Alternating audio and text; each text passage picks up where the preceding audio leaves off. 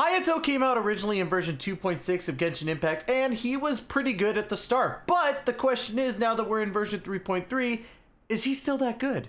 What is going on, my dudes? Mtashed here, back again with another Genshin Impact video, and today we are going to be talking about how you should be building your Ayato and if he still holds up to other DPSs in the game. But before we get into that, please make sure that you are getting your G-subs down below. Use code infantry with the link, and trust me, there's a Christmas sale going on where you can get a bunch of really cool stuff like a free cup or a free whole waifu jug. I'm just saying it's worth the price, and it's good for you comparatively to other energy drinks. So without any further delay, let's go ahead and get right into it.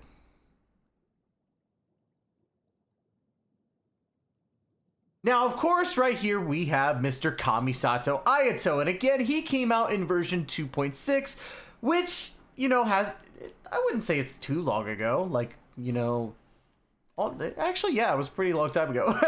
But Ayato is still pretty dang good in my personal opinion. We're going to go over that here in just a moment. But first, let's talk about his weapons here. Let me go ahead and just let me come over here for you guys, so that way you guys can see it. So yeah, we got his best weapon in slot right now, which is the Haran Geppaku Futsu. Now, Futsu here is really good again for Ayato. It's a perfect example. Obtain 12% all elemental damage bonus when other nearby party members use elemental skills. The character equipping this weapon will gain 1 wave spike stack, max 2 stacks.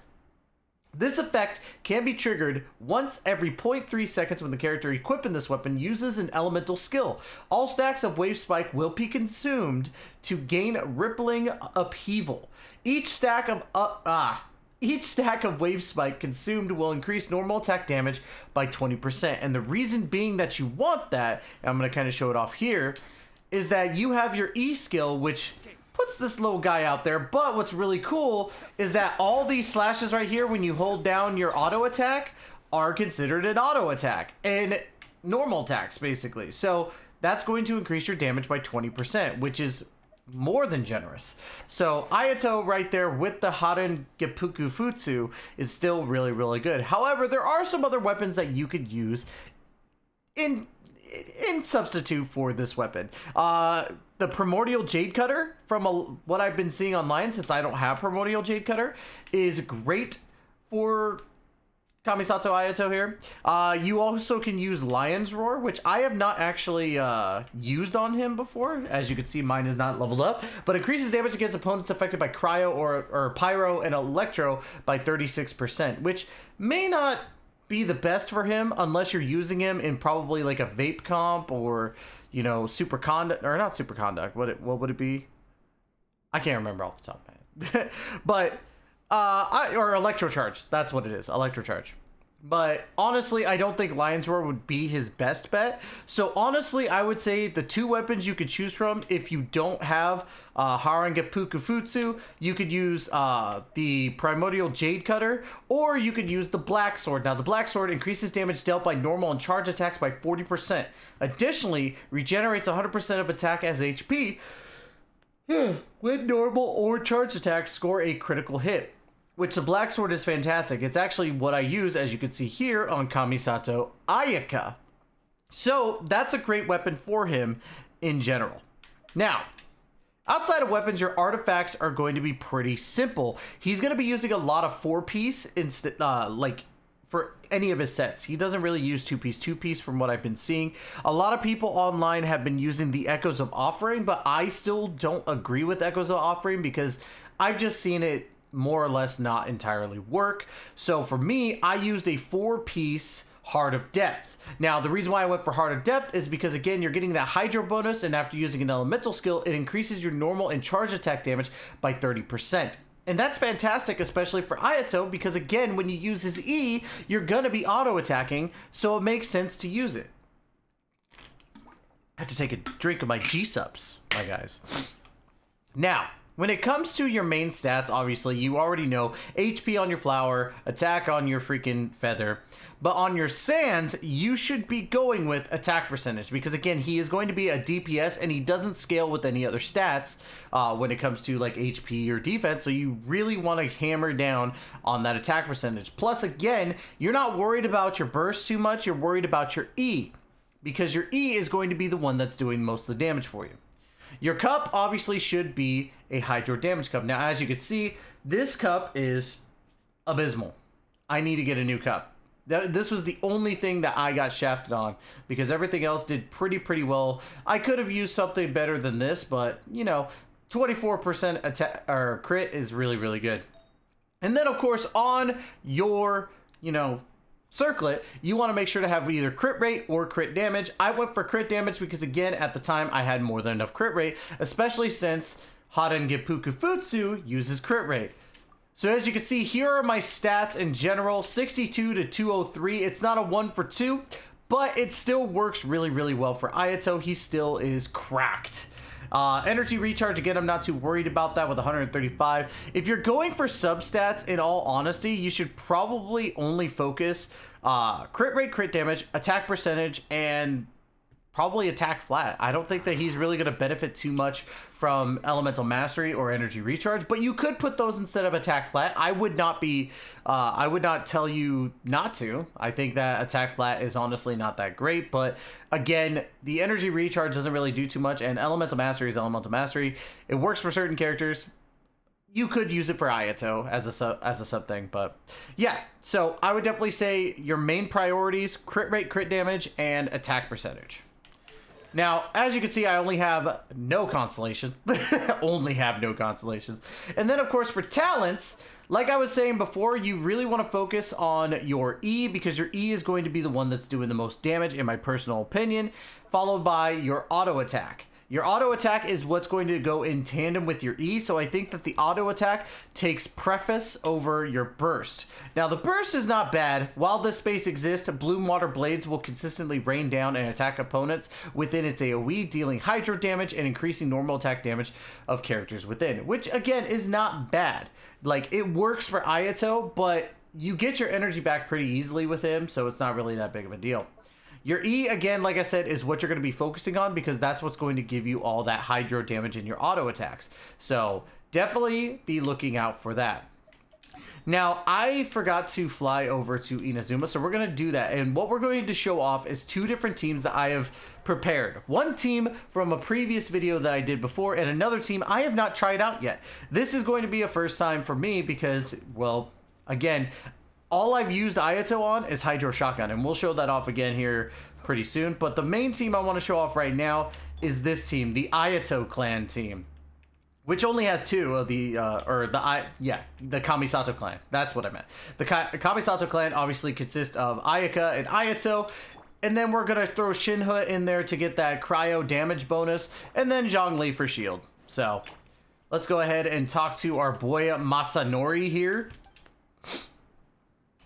Now, apologies to everybody who watched the Raiden Shogun video and I had my camera over the stuff from before. My apologies. It's tough finding a good placement. All right, so let's go ahead and grab. Now, as you can see, the great thing about Ayato is that he's constantly putting hydro damage onto the enemies here. Now, we're just trying to get our energy up. Let's grab shield. Let's see if we can get him. Okay, cool. We're trying to get his damage low enough to where he can go into that one stage. There we go. My will embodied. Come on. Shinha takes forever to get her burst back. Come on. Let me hit him. Let me at him. Come on. Unleash. Come on. I'm just trying to get this ready to go. So we only have a minute. Come on. All right, we should have enough energy. All right, so here's what we're gonna do. We're gonna wait for him to do a spinny attack. We're gonna grab this.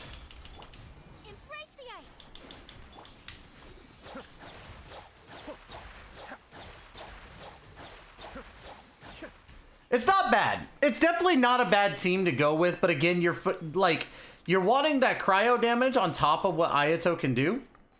And in my opinion, like, the team's all right. Now, I want to show off my team. Now, this is what got me into mono teams. And I love running mono teams because they're so much fun. Now, this is what I call my Hydro Shotgun. If you haven't watched my previous Ayato video, I believe I did show off this team, but if I didn't, my apologies, we're going to show it now. Hydro Shotgun is absolutely bonkers. So let's go ahead and get the energy here. We got Xingqiu, obviously. We got Yelan. So we got... There we go. Come on. Alright, so we're just going to do this. Activate. Start activating. Activate burst. Look at this rain down. And we're still... Like, we still got more than enough attack. Look at this.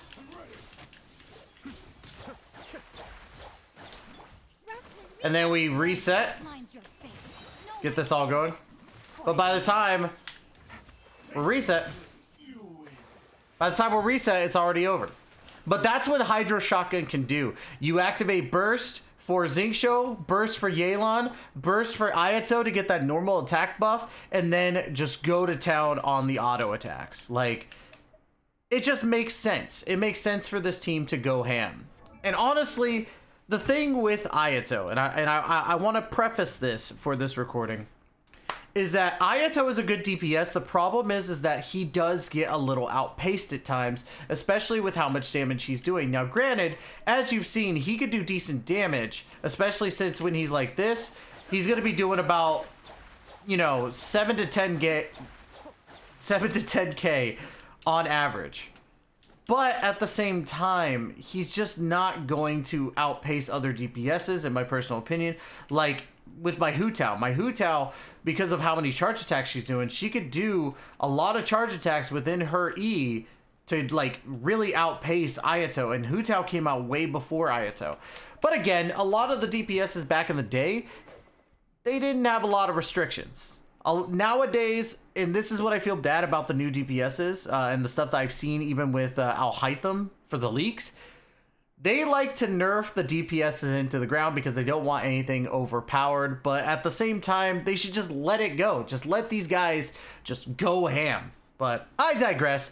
Ayato is still a really, really good DPS, and honestly, he's such a cool character in general. And the fact that he brings out Boba Tea makes him that much better. I would definitely say that if you are planning on summoning for Ayato, the best bet is to also go for his weapon, but that's only if you're a whale. If you're not, just get the black sword and you'll do perfectly fine.